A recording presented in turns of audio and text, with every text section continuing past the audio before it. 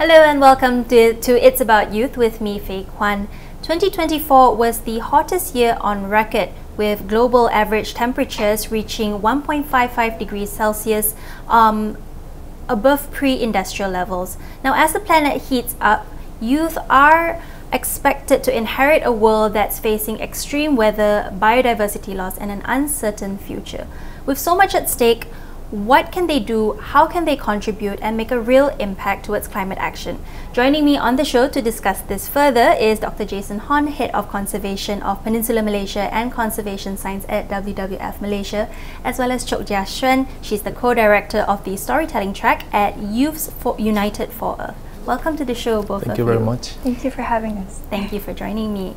Now, I spoke about 2024, but if we're looking at this year itself, January 2025 is also the hottest on record. February clocked in as the third warmest on record since his records begin. How would you envision, with the current trajectory that we're at, how will you envision the future of our planet? Chok, maybe we can start with you. Are you optimistic about where we're headed, or are you a bit more concerned about the state of the environment? Yeah, thank you, Faye. I think to start off, maybe just to share a story I had with a conversation, I had with a schoolgirl in Sabah. She was telling me, so she did a drawing of her vision of Sabah in 2050. So she had this picture of flying cars with the city half submerged in water. And when I looked at it, I first thought, oh, it's your classic sci-fi fantasy of a child. But then when we talked more, she said, it's sad that we need flying cars and underwater cities, because with the current state of the world, floods are coming like every year, and with the sea level rise, it is very concerning. So when I talked to her, I saw myself in her, and I saw that we are very, very concerned as young people inheriting the future and as the one who were born into the crisis. But we are trying to stay afloat. We're trying to keep with the optimism. So I see it as, we don't wish for the worst, but if it comes, my vision is I hope that we have an infrastructure in 2050 or 2030, an infrastructure that is resilient and a system, a policy that's robust enough to, support children and youth when it comes to facing disaster, facing health risks, when it comes to climate shocks and hazards. So that's kind of my way to navigate the space. And if anything for optimism, I find it the most in collective action, especially with fellow youth and also with the older generation, where we have an intergenerational dialogue, and that is what fuels my motivation and help me channel my kind of concern and anxiety as a youth into action. So having a bit of that optimism there is what's really important. Yeah. But you mentioned, that girl in Sabah already looking ahead at technological advancements just to adapt to what's likely coming. Yeah. How about you, Jason? What immediate impacts do you foresee on Malaysia's wildlife and ecosystems with the current state of the world? Well, looking into climate change, right? One of the things that perhaps we've been experiencing is like increased temperatures, and this will then lead to prolonged droughts. You get more extreme weathers. In situations like this, the functions of the ecosystems, the flora and fauna will be affected. For instance, plants could be flowering less, or it could be flowering at different time of the year. When this happens, it actually affects animals that actually move around looking for resources, looking for food. They may actually now move to somewhere that's cooler, has got a more humid kind of climate. And very often, right, they do come into contact with human beings, and because of them needing to move around. Just for instance, right, elephants in Taipei really have seasonal movements in search of food resources, and we get issues like droughts, even floods, and they start to move out of where they naturally have been and come into contact with human beings. So I do see that there's potentially high incidences of human getting into contact with some of these animals in the advent of things like climate change with all these impacts. Additionally, right, some very fragile ecosystems like peat swamp, peatland, that has got huge organic content in there, right? they are like just sitting there. When it gets too dry, a small spark of fire could actually result in huge forest fire. What does this mean, right? We get forest fire, you get immediate loss of your forest.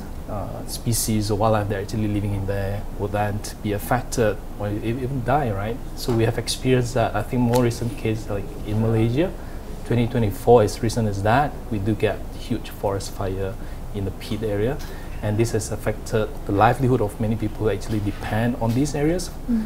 For instance, they go in there to look for food, look for things to. It's just providing the necessity for people. And when these ecosystems get affected because of drier conditions, fire, then we are all impacted.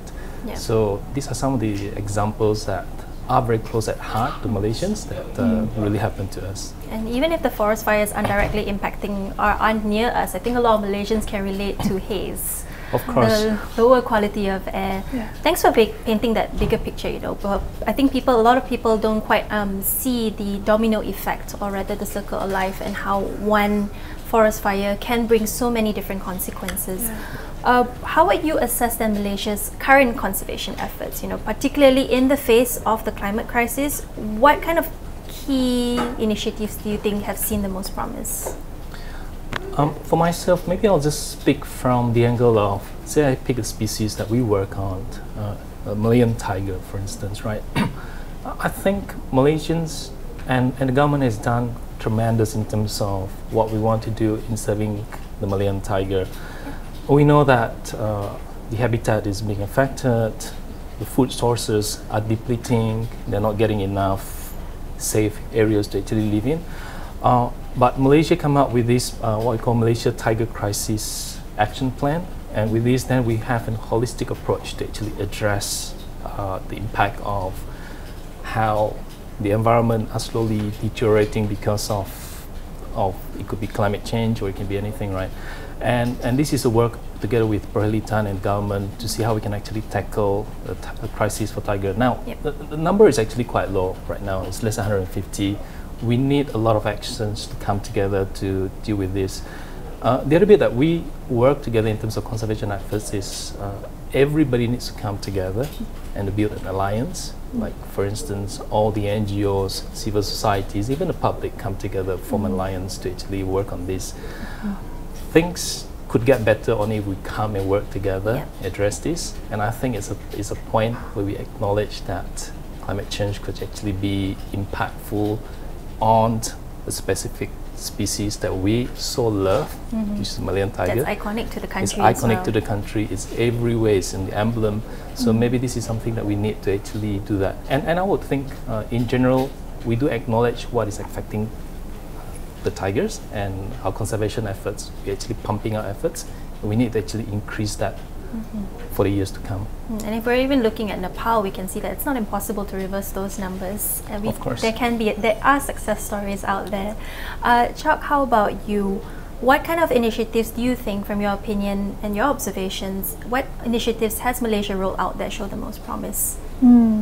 I think currently maybe less on the conservation specifically side, but more on youth involvement in climate policy.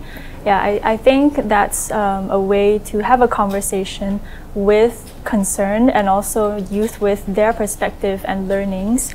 So it has been set up by the Ministry of Natural Resources and Environmental Sustainability to have a youth cluster where they gather youth activists and advocates, mainly from academia and also from NGO, to gather together and provide consultation or have a conversation with the minister to tell them what youth are, what are our vulnerabilities, what are our needs in order to safeguard our future. So I think that is a promising initiative, and then I do hope that will expand and then further involve more youth at not just a systemic level but institutional as well as community level, with more supports for grassroots initiatives. And I personally know that the joint program by UNICEF and UNDP called the Youth Environment Living Labs, where they provide localized environmental education that is hands-on, so they involve youth with communities such as the Orang Asli communities in Sabah and Sarawak, and give them the kind of internship opportunity to learn directly on the ground, to employ their five senses, and to have an intergenerational dialogue with, you know, conservationists and knowledgeable community leaders to further kind of pioneer youth involvement in conservation as well as in climate policy. So having them involved at all layers of society and also having open discussions, having a seat at the table as well to inform what you want to see in the future. I think that's really in line with Malaysia's aim to involve at least 500,000 youths in nature-based activities by 2025, and that's under the National Policy on Biological Diversity. Now, on top of that, WWF, Jason, is also holding its inaugural Earth Hour known as My Together Possible Youth Summit later this month in March. This event, I understand, is set to empower youth to be the next generation of change makers tackling climate issues, and it's been more than 15 years since the first Earth Hour in 2007. So, you know, all these years have passed. Why is it now important for youth involvement in conservation? Why is it so critical? What kind of impact do you see have these kind of initiatives? Well, I guess the first answer to that is the youth today are going to be the leaders of tomorrow, right? Yep. So they're going to be the one who actually sit there making decisions, throwing out policies, and which is why it's very important to really engage with them from now. In WWF, we have this program, Earth Hour, and you just do hashtag #MyTogetherPossible. It's called a My Together Possible Youth Summit. And in this program, we really want to help youth shape their thinking, how they participate in events, and how they can actually become innovators, potential policymakers. So it's about putting up these kind of programs where we actually churn out champions who actually do something about our planet. There's only one planet that we live in, right? Yeah. So we hope to inspire them to really engage in very good conversations, in actions out there, in advocacy work, in doing what is needed. And the WWF has been very fortunate to be able to do this with the youth, and we have a very good program called ESD, which is Education for Sustainable Development. And our team are actually working very closely with these youth to actually mobilize them.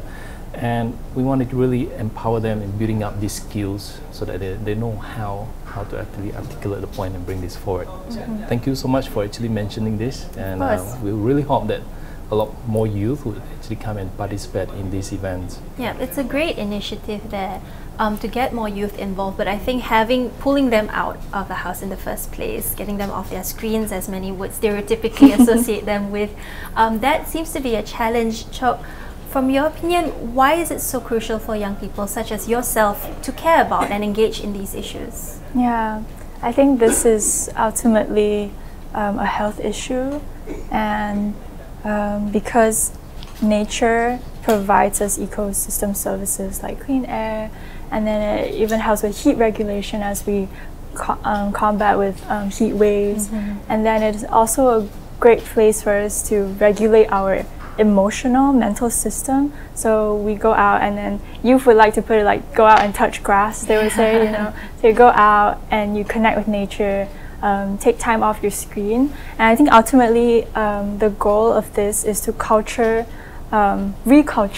that sense of connectivity again with nature and human as part of the ecosystem, and not something on the top of the food chain.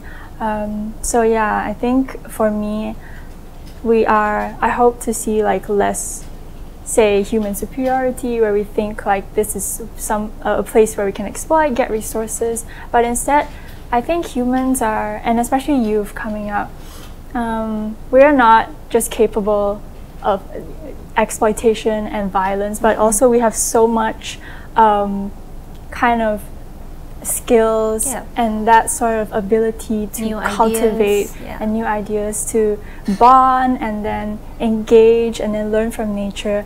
And I think ultimately this is to build a safer and livable and more equitable future for us, and that has to involve, of course, marginalized people, and the goal is to progress to a sustainable future, and that is to have no one left behind.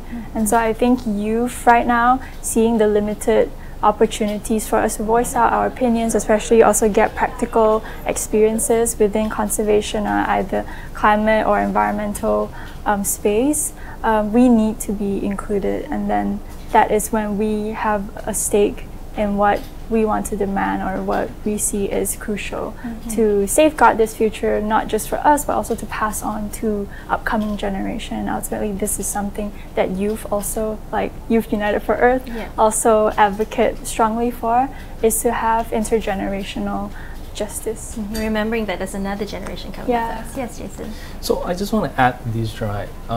And I truly agree what you say, right? Perhaps a key message we can get out of this is that if youth suddenly feel anxious about the future, it shows that they really care what is actually happening and impacting them. Perhaps what they can do is to actually turn this anxiety, perhaps tell yourself that maybe I want to turn into actions. I like the way that you put it, get them out of the house, get them out and do something. Perhaps this is a time where they can actually get out and do actions. And when they collectively do this, right, the voice can be louder, and then we can actually reach out to policymakers, to ministers, to whoever is out there. So, turn this into actions. And I think this is a good time for you to tell yourself that I want my future to be like that. Let's turn this into a nice actions that I'm actually part of this movement. When we talked about getting youths out of the house, I think a lot of people will also wonder, how can they start? Where do they begin? Chok, how do you think we can begin to empower youths to turn their concerns into action? Yeah, thank you, Faye. I was personally in a place where I felt extreme climate anxiety to a point where I kind of overanalyze all my little actions because of the potential impact that has on the planet's future. And I think this essentially is also informed by eco grief, like that sense of loss that potentially you cannot bring back.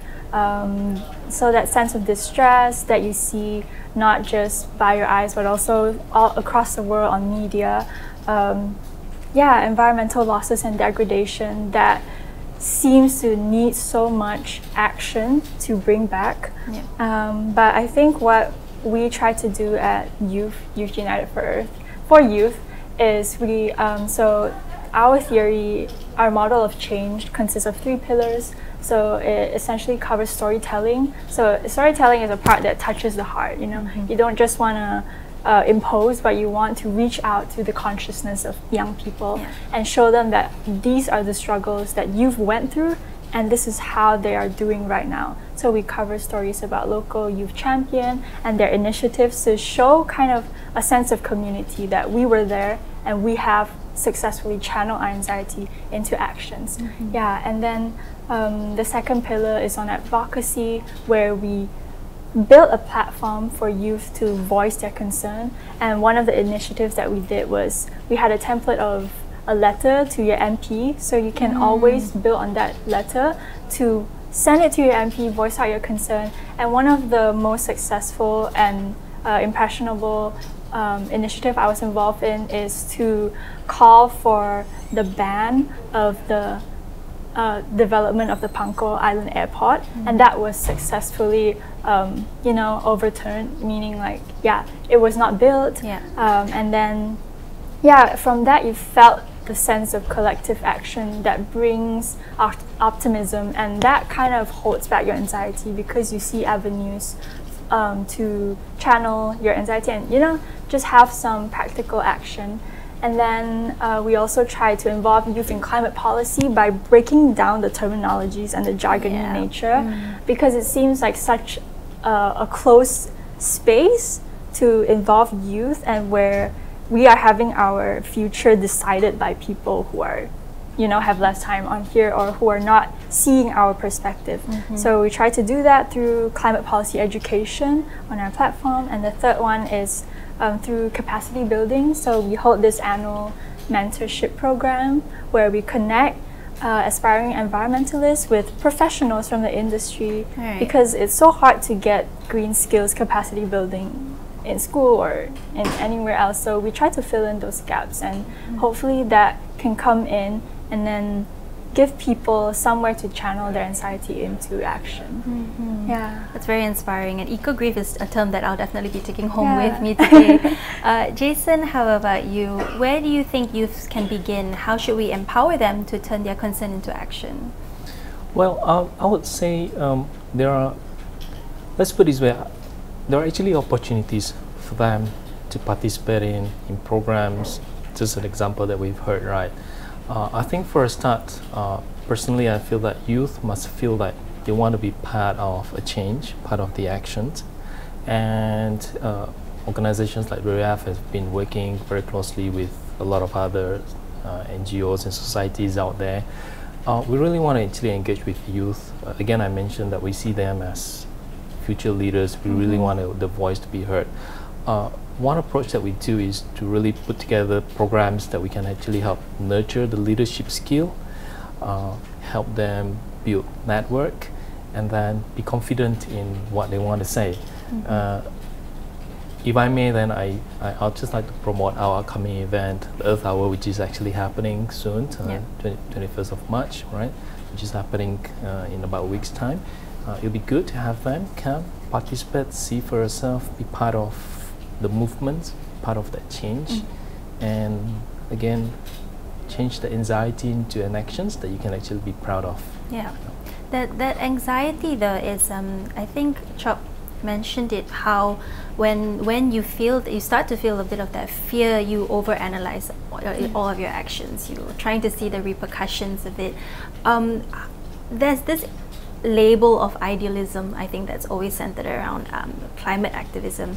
What do you think of this? You know, where should we strike a balance between maintaining our big goals and dreams and optimism for the world, while also adopting practical solutions and getting involved in initiatives that, such as WWF has rolled out?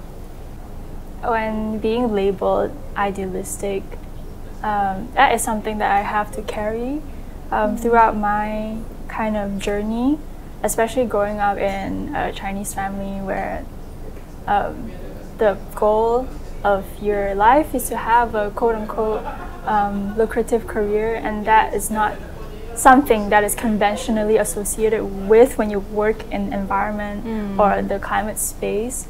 So I have been carrying that label, but I think I am showing them as an example that this is not something that is very far-reached, but I am finding that space to take action.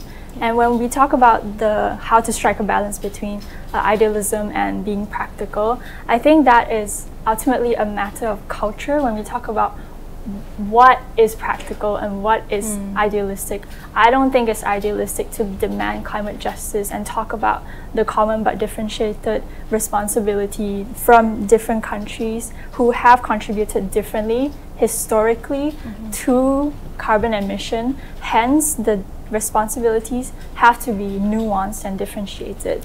And then I also think, like, when we talk about that binary, the ideal versus practical, right now a hot topic is about renewable and fossil fuel, that transition. We are increasingly seeing an abundance of investment and also infrastructure that is going to facilitate renewable energy, where we are seeing that fossil fuel is actually a much more expensive way to power the world, especially with the environmental cost that can be seen as financial cost to the world, and also how bad it is on the environment. So I think we are seeing a shift in terms of culture when we're talking about just transition, and I think that is one way to challenge our reality and challenge the norm, is by being bold with your demands and by being critical of what has been done negatively to the world. Yeah. And I think social media has been quite a great platform for youths to voice their opinions and also to educate themselves in a way, seeing what other countries are doing and what's happening with the world. I think today's generation really is more tech savvy than ever. Jason, I think just want to get your opinion on this. What role do you think AI, as we're adapting to newer technologies and other emerging technologies, what role does it play in biodiversity conservation? You know, could these tools have any big role in addressing environmental crises such as those highlighted in Earth Hour? Yeah, definitely. I think as we progress, right, we gotta learn that a lot of these technology out there, tools out there, can actually help in our journey towards conservation, right? Conservation agenda. So in particular, let's just use one example: camera traps, right? Remote sensing, a remote camera trap. So we use a lot of camera traps to collect data of wildlife out there. And if we have camera traps with the data that comes in, we could actually use AI, we can use modeling, we can use all these technologies to help us analyze, pick up patterns of behaviors, of movements, and to help us analyze and give us data quickly. And with this, then we can actually move a little bit further with the help of these tools out there to see what are the patterns, what are the change, what are actually causing animals to be appearing in certain areas that have not been recorded before, link it to some environmental data. And we can actually do a lot more prediction of what could happen. There's been quite a number of papers out there that actually published looking into projections of when we have an increase in temperatures of 1 or 2 degrees, what will this lead to distribution of certain species, for instance orangutan, even wide-ranging animals, even bird species, right?